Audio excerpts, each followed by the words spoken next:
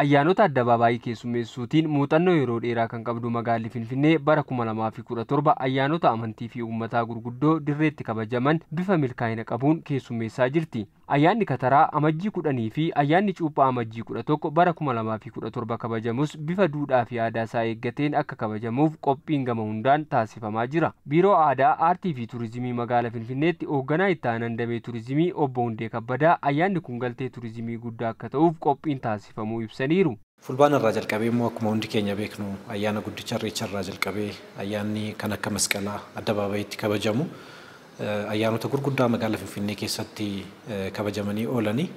Kanaaf ayyaana Cuuphaa kanas immoo haala gaarii ta'een kabajuudhaaf qophii adda addaatti taasifamaa kan jiru.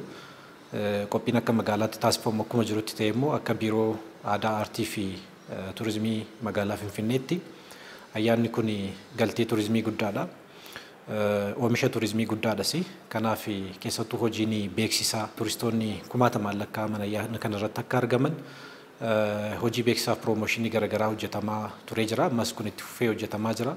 Sababa ayyaana kanaan yaa'insi turistootaa kan dabalu waan ta'eef magaalli Finfinnee ayyaanicharraa gama diinagdee fi hawaasummaatiin bu'aa guddaa ni argattis jedhan obbo Hundeen. Feestivaalota yookaan immoo ayyaanota gurguddaa akkanaa irratti turistoota kumaatamaan lakkaa'amantu bahee daawwata.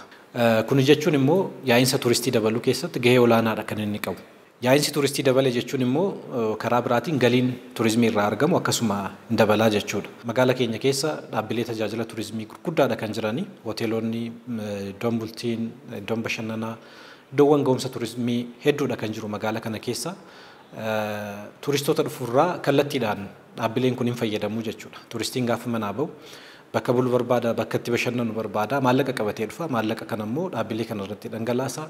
Tajaajila argatu kamiifiyyuu maallaqa baasaa jechuudha. Kun immoo diinagdee magaalattii keessatti gumaachi inni qabu olaanaadha jechuudha. Keessummoota ayyaanicha kabajuuf dhufan hundaaf simannaa madaaluu fi tajaajila qulqullina qabu kennuun maqaa gaarii biyya keenyaa eeguun barbaachisaa waan ta'eef hunduu waan isa ilaallatuun gahee isaa ba'achuu akka qabu obbo Hundeen amaniiru. Dhaabbileen tajaajila turistii magaalaa keenya keessa jiran lakkoofsaan baay'eedha. Keessummoonni gara magaalaa keenyaa gaafa dhufan kan isaan qubatan achi. Kanaaf tajaajila saffisaa, tajaajila qulqulluu, tajaajila keessummaan dhufeetti gammaduudhaa danda'u kennuun isaan irraa eegama. Akkuma waliigalaatti qaamni kana keessaa gahee hin qabne hin jiru. Mootummaan gahee olaanaa qaba. Mootummaan gahee isaa kallattii adda addaadhaan hin bahata. Qooda fudhattoonni biroos akkasumas hawaasni keenya bal'aan immoo feestivaalonni gurguddoo akkanaa magaalaa keenya keessatti yeroo kabajaman, yeroo gaggeeffaman aadaa wal gargaarsaa, aadaa wal deeggarsaa cimaa qabna. Isa kana cimsinee karaa milkaa'ina qabuun goolabuun barbaachisaa waan ta'eef hundi keenya gahee nurraa eegamu bahachuun barbaachisaadha ergaa jedhu qaba. Ayyaanni Kataraa fi Cuuphaa bara kanaa yeroo magaalli Finfinnee misooma koriidariin faayamaa jirtutti waan kabajamuuf ayyaanichaaf simboo dabalataa ni uumas jedhameera.